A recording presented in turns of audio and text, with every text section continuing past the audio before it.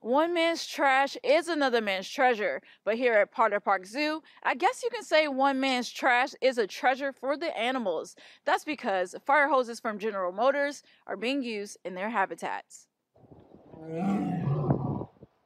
A zookeeper's job has many facets, including looking out for the welfare of the animals. Part of that is building things for their environment to make sure that they get to display as many natural behaviors as possible. Thanks to a donation from General Motors, animals at Potter Park Zoo can use fire hoses for toys, puzzles, and even furniture.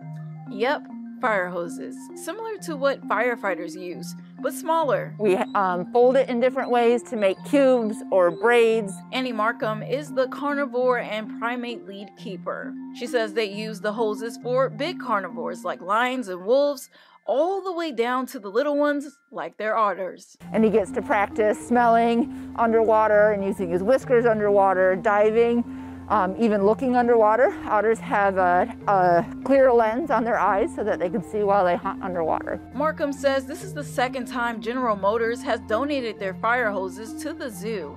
We first got a donation from General Motors, a fire hose, a little over 5 years ago.